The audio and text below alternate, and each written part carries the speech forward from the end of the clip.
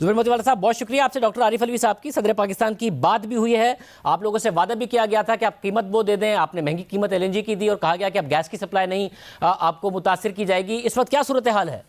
हमारी समझ में ही नहीं आता कि जब हमसे उन्होंने कॉन्ट्रैक्ट किया, जब हमसे 5 मिनिस्टर्स ने बैठकर, हफीज शेख वाज देयर, उसने कहा जी ये देख लें, मेक श्योर करें जब ये इनको गैस मिलेगी ना। उसने बार बार ये बात हफीज शेख साहब ने की और उन्होंने बोर्ड के ऊपर भी ये सारी चीजें लिखी और सब उन्होंने कैलकुलेशंस की। फिर हमने उसको रेट बढ़ा के दिए। अब वो 200 एमएमसीएफ हमारा हक है जो आरएलएनजी पाकिस्तान में इंपोर्ट होता है। कराची के लिए 200 एमएमसीएफ का कॉन्ट्रैक्ट उन्होंने उसको अग्री किया हमको देने के लिए। अब उसको उन्होंने कर दिया 40 एमएमसीएफ। वो कह रहे जी विंटर सीवियर हो गया है, क्वेटा में बहुत ज्यादा सर्दी हो गई है, पंजाब में ये हो गया है, तो हम जो है ना इसको डाइवर्ट अवाम वैसे जीपीएल को देना पड़ेगा। लेकिन हमारे कॉन्ट्रैक्ट में हमारी जो गैस है वो वैसे कम हो गई डिप्लीशन ऑफ फील्ड्स की वजह से। इसके बाद अगर आप ये इसको 200 एमएमसीएफ को अगर 40 कर देंगे और 160 का अगर आप उसके अंदर गैप डाल देंगे तो इंडस्ट्री तो नहीं चल सकती। और इंडस्ट्री इस वक्त बहुत ही, यानी जो जनरल इंडस्ट्री है आप समझ ले, आप बतदरीज ये बंद करते जा रहे हैं, बाहर से उसको वाल्व बंद कर रहे हैं, उसको बंद कर रहे हैं। वैसे तो आपकी सदर पाकिस्तान डॉक्टर आरिफ अलवी से बात हुई, उन्होंने सारी सूरत हाल पे क्या कहा आपसे? मैंने सदर साहब से ये कहा कि इस वक्त हमारे हालात अच्छे हैं, आप हमें काम करने दें, हमको एक्सपोर्ट के ऑर्डर्स काफी हैं और ये अगर इस तरह से बंद ना और खोलना होगा, आप ये सोच लें। मैंने उससे कहा कि 54% एक्सपोर्ट जो है वो कराची से होता है। अगर आप इस सिटी को सपोर्ट करेंगे तो ही काम आगे बढ़ेगा। ये 160 150 एमएमसीएफ कोई बड़ी चीज नहीं है। उसके लिए आप 450 474 कारखानों को बंद करने की बात कर रहे हैं, ये तो बड़ा डिजास्टर हो जाएगा। उन्होंने कहा जी आपने लिस्ट भेजी है, हम उसको चेक करवा रहे हैं कि उनके केई के कनेक्शन तो नहीं है। मैंने कहा अगर केई का कनेक्शन है भी तो वो अगर किसी के पास 100 किलोवाट का इमरजेंसी स्टैंड बाय कनेक्शन है, बाकी वो 2 मेगावाट अगर गैस से बनाता है तो उसके पास कनेक्शन नहीं है ना। ये भी उनकी बात, उन्होंने कहा बिल्कुल आपकी बात ठीक है, मैं पीएम साहब से भी बात करता हूं और मैं आगे उसकी बात करता हूं। लेकिन शाहजेब प्रॉब्लम ये है कि 15 दिन नहीं होते, 1 महीना नहीं होता, कोई ना कोई प्रॉब्लम जो है ना वो खड़ा हो जाता है।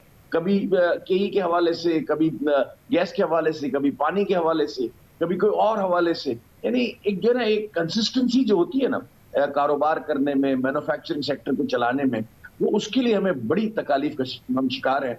हम ये समझते हैं कि इन तमाम बातों की वजह से हमारी जो एफिशिएंसी लेवल्स हैं वो कम से कम 15 से 20% हर्ट होती हैं। इसका मतलब आप इन अदर वर्ड्स आप ये समझ लें कि मेरी कॉस्ट जो है वो मेरे कॉम्पिटिटर्स से वैसे ही, अगर दोनों के दाम बराबर कर दिए जाए, ये एक अलग बात है कि गैस के बाद गैस के दाम बांग्लादेश में आधे हैं, अगर ये बराबर भी हों तो मेरी 15-20% कॉस्ट जो है ना, इन्हीं चीजों की वजह से कोई ना कोई प्रॉब्लम्स हमको खड़े करके ये ऐसा होता है।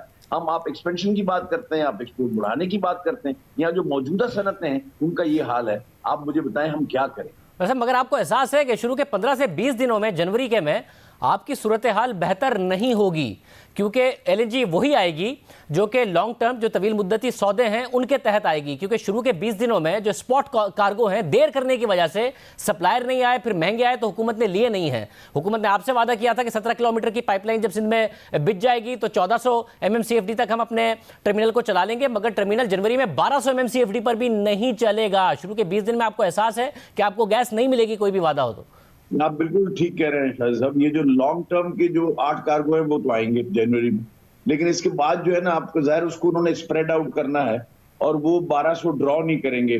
जो मेरी अकल कहती है वो ये कि वो ड्रॉ नहीं करेंगे। जब वो ड्रॉ नहीं करेंगे तो उसको 1150 1125 के हिसाब से जब वो जाएगा तो आखिरी 3 दिनों में भी प्रॉब्लम आएगा और अभी के शुरू के दिनों में भी प्रॉब्लम आएगा, जिस तरह से आपके लॉन्ग टर्म वाले कार्गो आएंगे। अगर ये स्पॉट के ऊपर स्पॉट बाइंग कर लेते, उसके साथ करते, तो मेरा ख्याल है कि ये वाला जो प्रॉब्लम जो अभी आया है वो ना आता और हम ये 17 किलोमीटर वाली लाइन जो है इसकी इफादियत कराची को मिल जाती। क्योंकि अब उन्होंने जब ये 1200 रह गया और 1350 नहीं हुआ तो उसकी एक्सपेक्टेशन के ऊपर ही नदीम बाबर साहब ने हमारे साथ कमिटमेंट की और वो जब उसकी बाइंग के अंदर वो पहुंच नहीं सके, उसको प्राइसेस बहुत ऊपर मिली तो वो उन्होंने खरीदा नहीं और इसी वजह से कराची जो है ना वो सफर कर रहा है। अगर ये स्पॉट बाइंग कर लेते और अगर ये एक्स्ट्रा कार्गो आ जाते तो ये जो 17 किलोमीटर की लाइन जो है उसकी जो है ना इफेक्टिवनेस हमारे लिए पैदा हो जाती और हम ये जो है ना ये 150 MMCF जो हमारी आज शॉर्टफॉल है वो हमको मिल जाता। हम तो ये अपील आपके थ्रू से मैं ये करना चाहता हूं, ये बातें तो सब टेक्निकल हैं, सब ठीक है कि उन्होंने नहीं खरीदा या नहीं खरीदा। अब जब नहीं खरीदा तो फिर तो आप अगर कार्गो नहीं आया है, आपने कुछ नहीं किया तो सिर्फ कराची क्यों सफर कर रहा है?